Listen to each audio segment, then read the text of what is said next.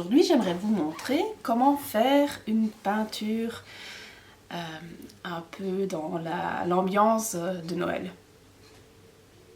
Un peu comme celle-ci. Pour cela, vous avez besoin d'une feuille de papier aquarelle. Je l'ai attachée avec du scotch sur la table. En plus de ça, il faut de l'eau, des peintures à l'eau, des pinceaux. J'ai pris un très fin et un moyen, de l'encre de Chine et un crayon gris.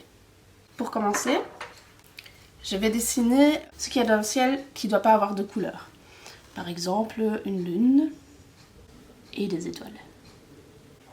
Une fois que vous avez terminé ce qui doit rester blanc, vous allez mettre beaucoup d'eau sur votre peinture. Je vais commencer à mettre de l'eau autour de notre étoile. On ne peut pas mettre de l'eau dans l'étoile, uniquement autour. Et vous mettez beaucoup d'eau. Il ne faut pas que ça sèche. Donc parfois, je reprends de l'eau et je remets une goutte d'eau dans l'eau qui est déjà là pour que ça reste bien mouillé. Une fois que tout est mouillé, sauf ce qui doit rester blanc, c'est bon. On vérifie juste en mettant la tête un peu en biais si tout brille encore, si tout est bien mouillé. S'il y a des endroits qui commencent à sécher, il faut remettre un peu d'eau. Après ça, on va mettre de la peinture à l'eau. Alors là, vous pouvez choisir les couleurs que vous voulez. Pour le ciel de nuit, j'aime bien prendre des couleurs un peu plus sombres, mais vous pouvez choisir tout ce que vous voulez.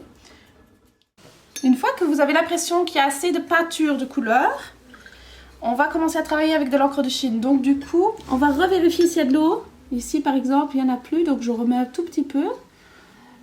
Ne chipotez pas trop, s'il y a quelques petits trous qui restent, ça donne bien la fin aussi. Et puis je prends mon encre de Chine.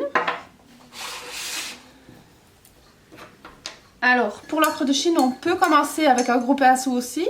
C'est bien de le sécher avant pour que l'encre de Chine soit le moins diluée possible sur le pinceau. Et alors après, elle se dilue de toute façon dans l'eau. Alors attention, quand on met de l'encre de Chine, c'est un peu magique. Elle fuse fortement.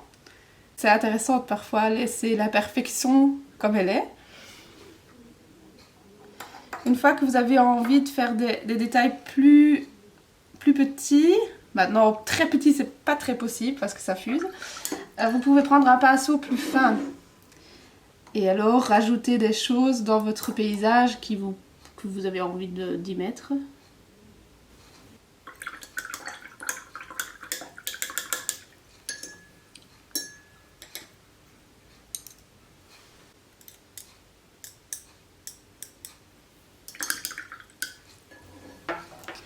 Ici, c'est déjà un peu plus sec, donc ça fuse plus tellement. Mais je trouve que c'est intéressant d'alterner un endroit qui fuse fortement et un endroit qui fuse moins. Bon amusement et bonne expérience!